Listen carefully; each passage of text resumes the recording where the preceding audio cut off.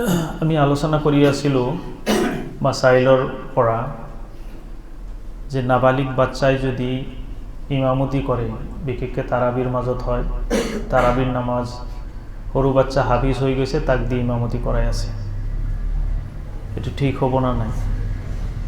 আৰু পিছৰ মানুহ যদি নাবালিক থাকে তেনেহ'লে নাবালিক বাচ্চাৰ ইমামতি হৈ যাব।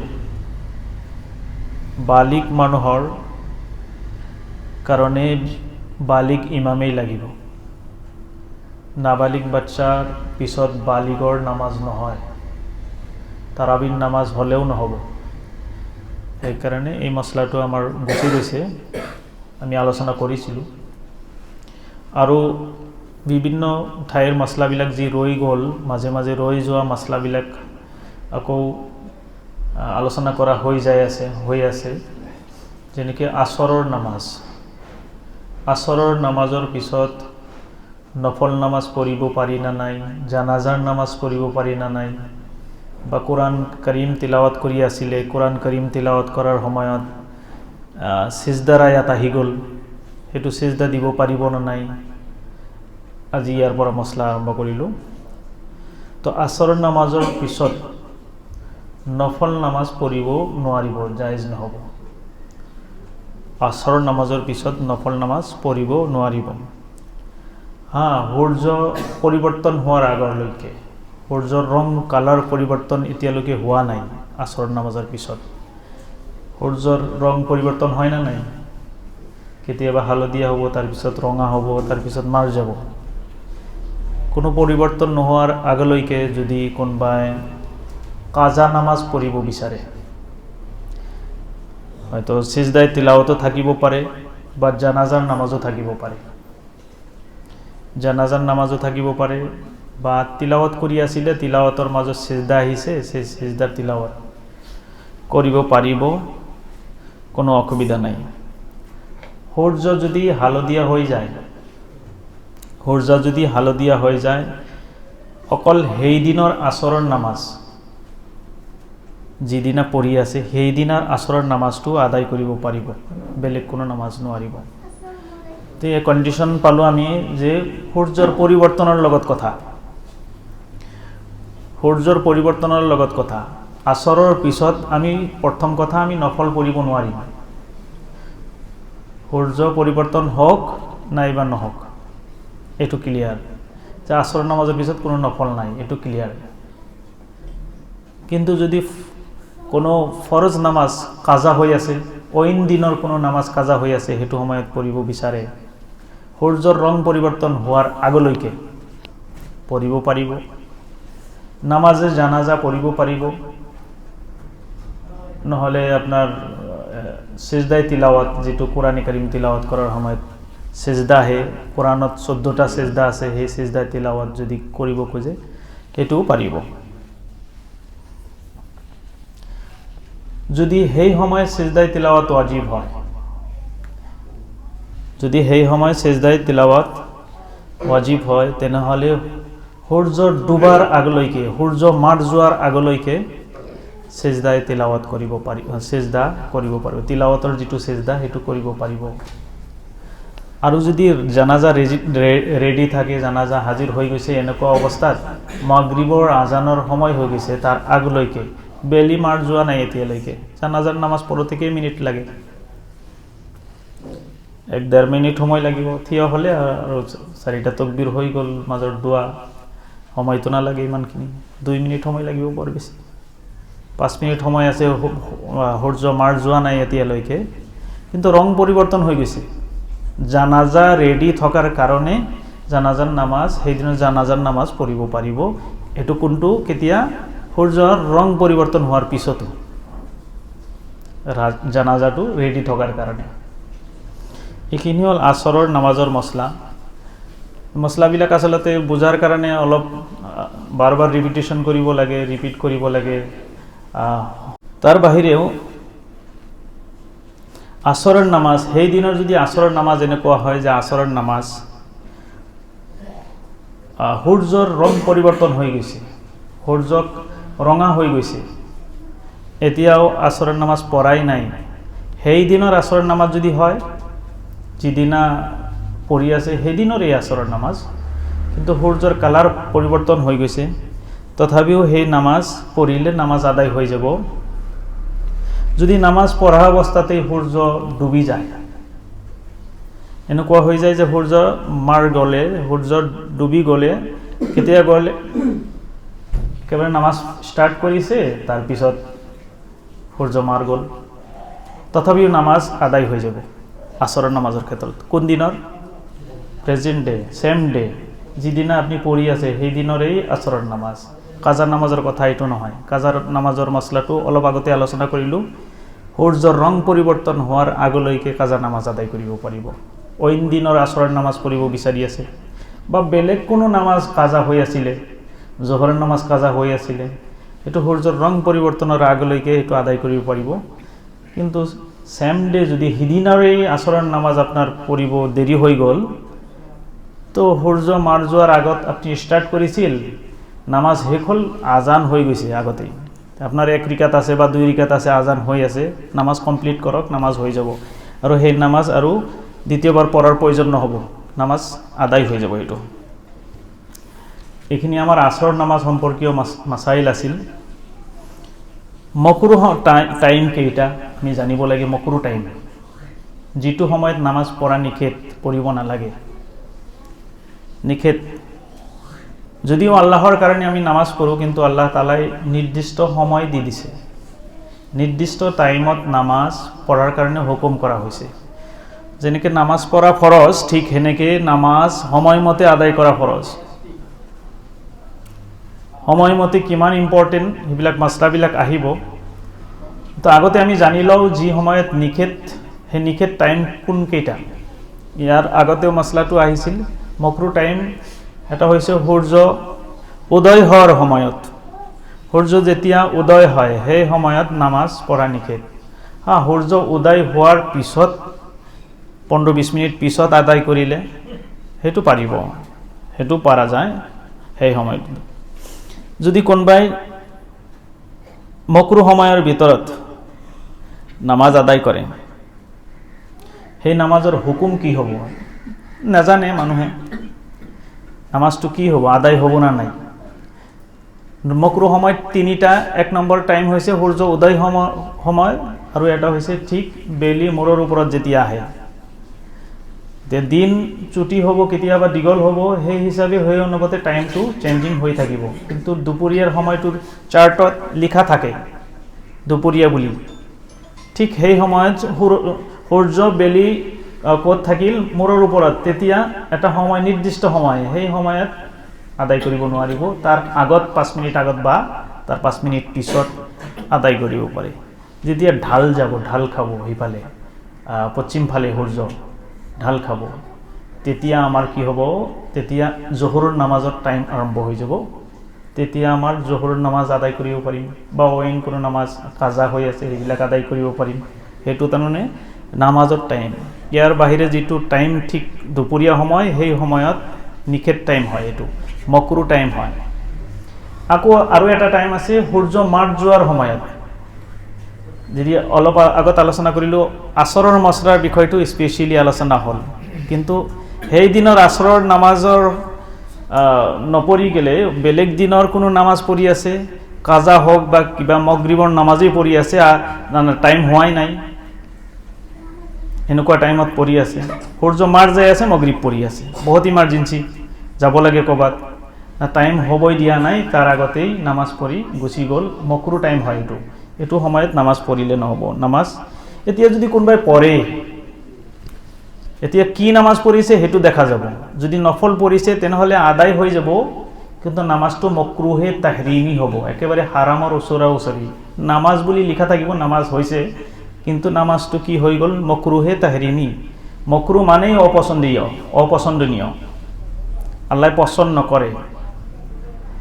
তে আমাৰ সময়মতে নামাজটো আদায় নহ'ল, সেইকাৰণে পচন্দ নহ'ব এইটো, আৰু তাহৰিমি মানে হাৰামৰ ওচৰা ওচৰি। আৰু যদি ফৰজ আদায় কৰি পেলাইছে, মানুহজন নাজানে কোনটো টাইম চলি আছে, ফৰজ আদায় কৰিলে বা ৱাজিব আদায় কৰিলে, সেই নামাজ আদায়ে নহ'ব, সেই নামাজটো আদায় নহ'ব, ফৰজটো আদায় নহ'ব। তাৰ মানে নামাজ আপনি পড়াৰ পিছতো আদায় নহয়। কোন সময়ত সেই কোন তিনিটা সময়? সূৰ্য উঠাৰ সময়, সূৰ্য মাৰ যোৱাৰ সময়, ঠিক দুপৰীয়া সময়। মনত থাকিব এইখিনি। এই তিনিটা সময় আমি নামাজ পঢ়িলেও ফৰজ বা ৱাজিব নামাজ আদায়ে নহ'ব। আদায় নহ'ব মানে আপোনাৰ নামাজ আপুনি পঢ়িব পাৰিব, কিন্তু একচেপ্টেবল নহ'ব, গ্ৰহণযোগ্য নহ'ব। এই নামাজটো আল্লাহৰ দৰবাৰত লিখা নহ'ব। এইটো আমি খেয়াল কৰিম ইনশাআল্লাহ। নামাজ প্ৰাসংগিক মাছলা গ'ল।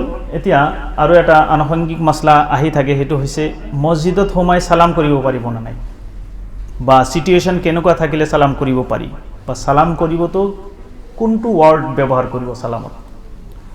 এইখিনি কথা, তিনিটা কথা। প্ৰথম অৱস্থাত আপুনি অৱস্থা চাব লাগিব যে মুছল্লিসকলে কি কৰি আছে। চালাম যে আপুনি কৰিব, মুছল্লিসকলে কি ব্যস্ত আছে নেকি, কিবা তেলাৱাতত ব্যস্ত আছে নেকি, বা নামাজ পঢ়ি আছে নেকি, বা তসবিহ পঢ়ি আছে নেকি, ইবাদতত, এক কথাত ইবাদতত ব্যস্ত আছে নেকি। যদি ইবাদতত ব্যস্ত হৈ আছে তেনেহ'লে সালাম কৰিব নকৰা ভাল, সালাম নকৰিলেই হ'ল। আৰু যদি দেখা যায় আছে এনেই বহি আছে, নামাজ পঢ়া নাই, তসবিহ পঢ়া নাই, বা মানুহেই নাই মছজিদত, আহিছে দরজা খুলিছে মানুহ নাই, এই দুটা কণ্ডিশ্যনত সালাম কৰিব পাৰিব। মানুহ আছে, একো পঢ়া নাই, ব্যস্ত নাই, ইবাদতত মশগুল নাই, আনকি মছজিদ খোলাৰ লগে লগে আপুনি প্ৰথম মুছল্লি হয়, আপোনাৰ আগত কোনেও সোমোৱা নাই, খালী মছজিদ, এই দুটা কণ্ডিশ্যনত সালাম কৰিব পাৰিব। কৰিব কেনেকৈ? আসসালামু আলাইনা। এবাৰ ৰিপিট কৰোঁ আমি, আসসালামু আলাইনা, জোৰকে, আসসালামু আলাইনা ওয়া আলা ইবাদিল্লাহি সলিহিন।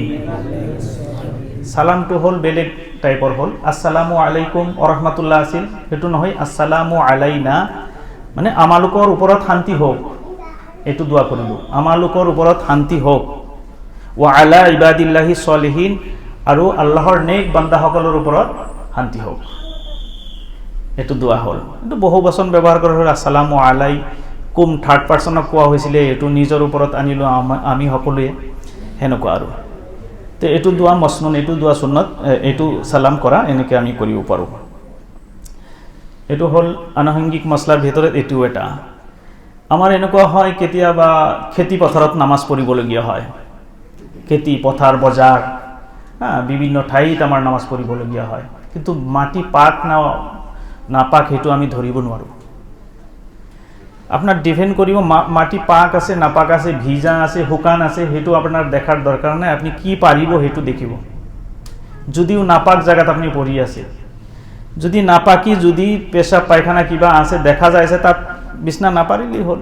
যদি এনেকুৱা হয় যে গিলা হৈ আছে, তাতে আপুনি বিছনা পাৰি দিলে, কিন্তু বিছনাটো হ'ব লাগিব মোটা, যিটো আপুনি পাৰিব, পবিত্ৰ কাপোৰ পাৰিব, বা পেপাৰ পাৰিব, বা কিবা আপোনাৰ চটাই আছে, পাটি পাৰিব, তাৰ ইফেক্ট যাতে হেৰিৰ ওপৰত নাহে, ওপৰলৈকে, ওপৰ ভাগত নাহে, যিটো অপবিত্ৰতা তাৰ প্ৰভাৱ যাতে ওপৰলৈকে নাহে, সেইটো আমাৰ খেয়াল কৰিলেই হ'ল। যদি এনেকুৱা পাতল কাপোৰ বা এনেকুৱা বিছনা, যি বিছনাৰ মানে পাৰাৰ লগে লগে ভিজা, মানে ওপৰত মানে গিলা গিলা লাগি আছে, তেনেকুৱা কণ্ডিশ্যনত নামাজ শুদ্ধ নহ'ব।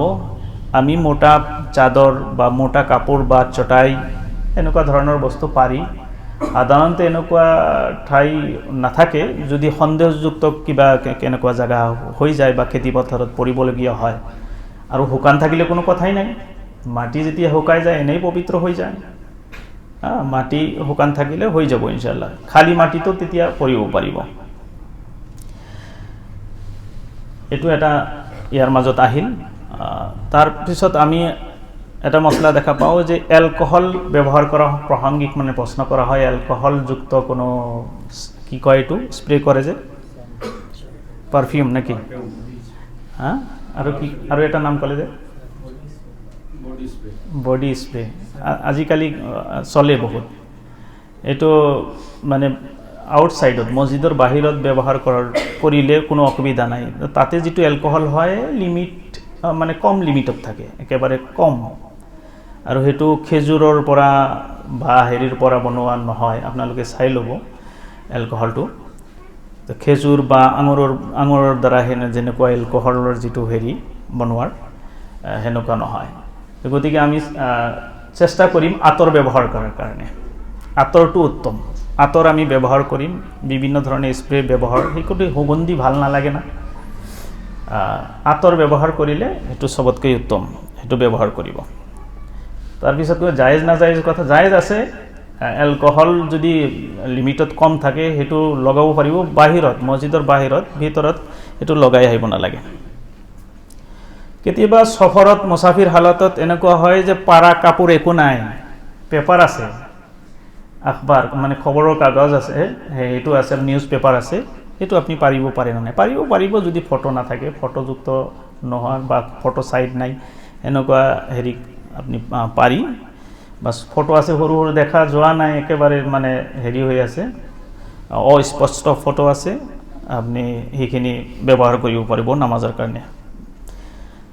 তাৰ কাৰণ হৈছে পেপাৰবিলাকৰ তাতে মানে পাক নাপাকিৰ কোনো হেৰি নাথাকে, মানে যে আছে বুলি মানে কোনো ইয়াকিন নাই, তাৰ বিশ্বাস নাই যে এতে আছেই।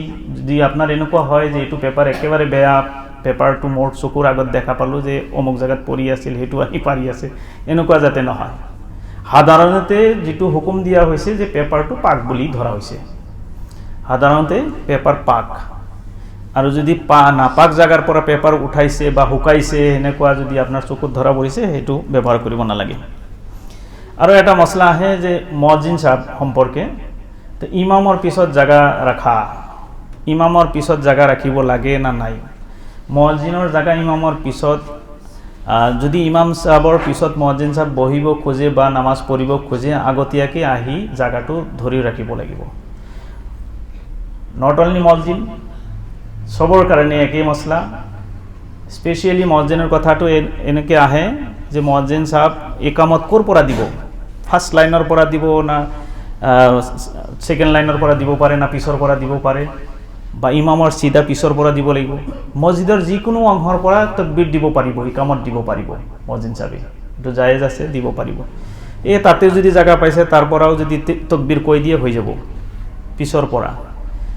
এনেকুৱা যাতে নহয় যে একেবাৰে সন্মুখত আহিবই লাগে, জাগা নাথাকিলেও এতিয়া জাগা ধৰিব লাগে, মছলা যিটো তকবীৰটো পিছৰ পৰাও দিব পাৰিব বা চিধা ইমামৰ পিছৰ পৰা দিব লাগিব, তেনেকুৱা কথা নহয়। আৰু মুছল্লিৰ কাৰণে জাগা ৰাখাটো কেনেকুৱা? মুছল্লিৰ কাৰণে জাগা ৰাখি থৈ দিয়া যে অমুকে আহিব তমুকে আহিব, এইটো জায়েজ নাই। কিন্তু মুছল্লিসকল সমান দৃষ্টি, আল্লাহৰ দৃষ্টিত কি চব মুছল্লি সমান। আপুনি আগত আহিছে, আপোনাৰ জাগা আগত, কোনোবাই পিছত আহিব, তেখেতৰ জাগা পিছত থাকিব। আমাৰ মহল্লাতো এনেকুৱা নহয়, জাগা ৰাখা নহয়, ইনশাআল্লাহ মাশাআল্লাহ সবেই সময়মতে আহিলে সব জায়গাতেই বহিব পাৰে না নাই? পাৰে, সব জায়গাতে বহিব পাৰে। সুন্নতৰ কাৰণে জাগা হাল সলনি কৰা, সুন্নতৰ কাৰণে জাগা হাল সলনি কৰা, যদি মছজিদ যদি মানে কনজেক্টেড নহয়, যদি মছজিদ ইমান জাগাৰ মানে জাগা আছে, বহুত জাগা আছে, হাল সলনি কৰাটো মুস্তাহাব হয়, ভাল হয়। মানে ফৰজ য'ত পৰিছে, ফৰজ পৰাৰ পিছত অলপমান জাগাটো চেঞ্জ কৰি কি কৰিলে আপুনি সুন্নতৰ কাৰণে হেৰি কৰিলে। ইমাম সাহেবে কি কৰিব? ইমাম সাহেবৰতো জাগাত তংগী, ইয়াতে পঢ়িব লাগে, জায়েজ আছে, ইমাম সাহেবৰ কাৰণেও জায়েজ আছে। যদি ইমাম সাহেবৰ জাগাত থকাৰ পিছতো যদি ইমামৰ ঠাইতে নামাজ পঢ়ি আছে, তেনেহ'লে মকৰুহে তনজিহি বুলি উল্লেখ কৰা হৈছে, নতুবা অসুবিধা নাই। আমাৰ ইয়াতেতো সাধাৰণতে অসুবিধা হয় কেতিয়াবা। বাচ্চা মানুহক, সৰু বাচ্চাক, নাবালিক বাচ্চাক মছজিদত লৈ অহাৰ প্ৰাসংগিক কিছু মাছলা ৰৈ গৈছিল। তাৰ এটা হৈছিল একেবাৰে না সমাজ, বুজি নাপায় এনেকুৱা বাচ্চাক মছজিদত লৈ অহাটো কেনেকুৱা? মছজিদত লৈ আহিব নালাগে। 7 বছৰ বয়সত নামাজৰ আদেশ দিব দিছে। আমি কথাটো ভালদৰে বুজি লওঁ। 7 বছৰ বয়সত নামাজৰ আদেশ দিব দিছে আৰু 10 বছৰ বয়সত নামাজ নপঢ়াৰ কাৰণে পানিছমেণ্ট দিব দিছে।